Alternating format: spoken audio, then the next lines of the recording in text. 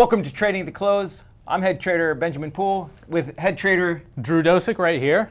And we're going to go over some charts with you guys today. This market has been just in a total float mode. We had a couple stocks that floated a little bit higher, pulled back, and then around lunchtime, what happened? Market's just propelled higher. Oh my gosh. Yeah, and we're being led not by NVIDIA, so this is a little bit different. AVGO is one big winner of the day, but let's take a look at the heat map. You got that? Yep, okay. Right. So as you can see, NVIDIA is down 1.5% when a lot of the other technology stocks are either flat or kind of muted on the day. As you can see, the gray areas are just kind of a flat line for the day, whereas NVIDIA is the big loser today, down 1.5%. We have technology, we have Microsoft is up, but the real winner is Google. Google is up 4.15%. That's on the back of a supercomputer. You want to talk about that? Why that's up? Yeah, you've got quantum computing is catching craze. It's several years out from being able to be worked on by average individuals. However, it's really starting to catch traction. Other quantum computing chip companies are starting to excel, but people are starting to jump on the bandwagon for Google right here. As you can see, up 4.15%. NVIDIA down. Apple also is up. You've got the energy sector is down, so it's a little bit of a mixed bag, but ultimately we are starting to float up, getting into that holiday volume. That's right. We got Tesla up, that's up 5.7% or 5.45% as well. And the big thing to watch for is the finance section. As you can see, like JP Morgan, Bank of America, Citi, they're all kind of flatline. I think we're waiting for what's going to happen on Wednesday, because there's supposed to be a Fed announcement around 2:30, supposed to be another rate cut of 0.25%. And so the stock market is going to be pretty muted as far as like the overall sentiment. So we might have a little bit more of a float up to see what happens with Powell. Correct. Yeah, we're anticipating the 25 basis point cut, but we don't know what sort of guidance and the dialogue that's going to transpire in the meeting afterwards. That's what really everybody's going to be paying attention to. Basically, our last major economic event before we get into the holidays. Okay, so let's go over a couple charts. Drew's going to go over the QQQ chart. Let me go ahead and switch to that. All right, check out the NASDAQ today, and as we mentioned, this is on the weekly chart. Notice this parallel channel that's developed over the last several weeks and months.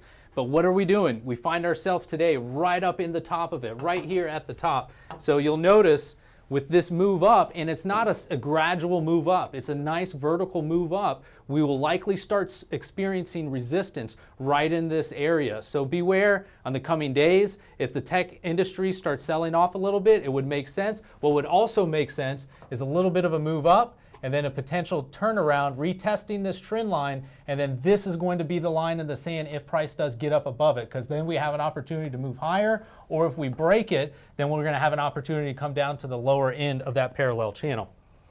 So yeah, this could be a major top for the NASDAQ composite. So what I'm going to do is I'm going to actually go over the gold chart. The gold chart right now, it's just kind of chopping sideways. It's in this nice upsloping parallel channel, which is actually a bullish parallel channel. However, something to think about or consider is you've got the first hit down here. First hit down here. Second hit is here, which means that the third hit, if it were to come down, this is actually going to be a lot of support. And so for me, the chart of gold still has a lot more upside. Right now, as you can see, Gareth had drawn in that this pivot top right here was going to be a lot of resistance. So the more we attack this upper end, the more likely we are to head up. And so the next level of resistance, if we can pierce this level, is this upper end, probably right around $3,000 on gold. Now, if it starts to break down, we've got a lot of downside. You're going to see this pivot right here, right around 25.50, and then you have all this price consolidation right in this area, probably coming down to about 24.50 on gold. Nice. So Drew is going to talk about Bitcoin now. Yeah, what a move on Bitcoin today, making all new time highs again. Bitcoin pushed up through 100,000 over the weekend, was toying around with the previous all-time high of about 103,000. There we go. All right, and then since today, as you see, we've got this parallel channel displayed. Notice these pivots. First high on 2021, and then we have second one is here at 2021 as well. And then we have all the way back up here, the third one, very much like what Ben was talking about with the gold chart, how when we hit the third time of these parallels, the opportunity and the probabilities for a pullback are very high. So expect a whole bunch of resistance in this area. Should Bitcoin push up higher, this 110 level will be easily reached, but then potentially we could start seeing a curl over at that time. 107,500 was the resistance today for Bitcoin. So we'll have to see over the coming days, especially with the FOMC, how Bitcoin reacts to that. So one thing that I wanted to note in the chart of Bitcoin is you've got this nice upsloping trend line right here that it's supporting. So as long as it can stay above that trend line on Bitcoin, then it's got more potential upside. So that's what you're looking for, is you're looking for a break or maybe more of a topping tail on Bitcoin. So when this starts to break, then you've got this pivot right here, right around $92,000, and then you've got this low pivot point right here, right around $74,000. You've got all this pivot high. This was the previous all-time high, and then all this support in this area. And so just kind of wanted to bring that to our attention. So right now, Bitcoin, again, is still in an uptrend until it breaks. I mean, it can still go higher, sure, right? Until it breaks to the downside. All right, so I'm going to go over AVGO. AVGO has been a crazy mover as of late. There we go.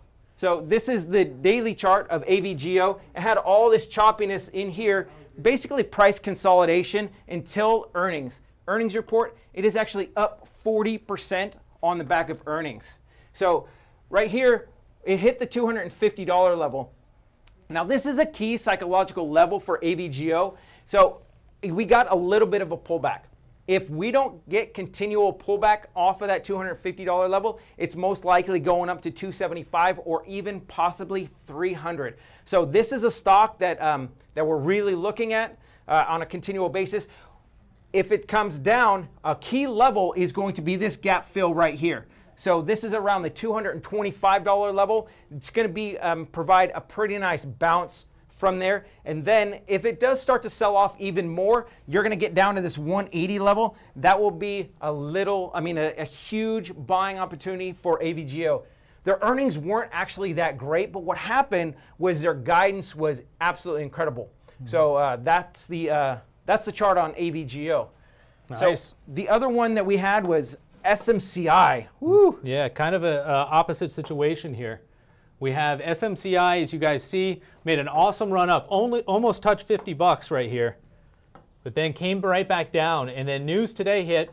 We closed here on Friday. News today hit that SMCI is being taken out of the NASDAQ 100. With that news, price was coming straight down. As you notice, we had a gap fill right here that was hit and bounced through, but we have a major level of support. You can see this yellow trend line that has not been tagged yet. It's just beneath $30.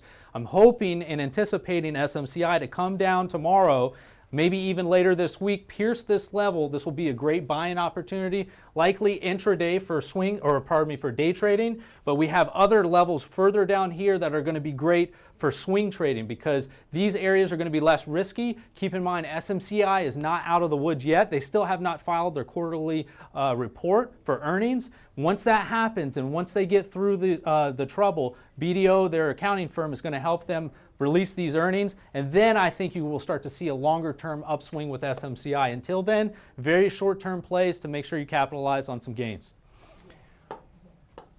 All right, so that is all we have for you guys. Thank you guys so much. Drew, join me over here. Yeah. Thank you guys so much for joining us here. If you guys want more of this, Gareth is going to be doing a recording on the game plan tomorrow morning at 9 a.m. for you guys, more market action, and we're looking forward to Wednesday. Yeah, so we'll be here doing Trading the Close with you all this week while Gareth's out of town. Check out the VWAP course by Dr. B. It just highlighted and went on sale this last Friday. Folks are jumping on it. It's a great day trading course. Hope you guys enjoy, but we look forward to being back and joining you guys tomorrow. Yep, we'll see you guys next time. Have a good one. Take care.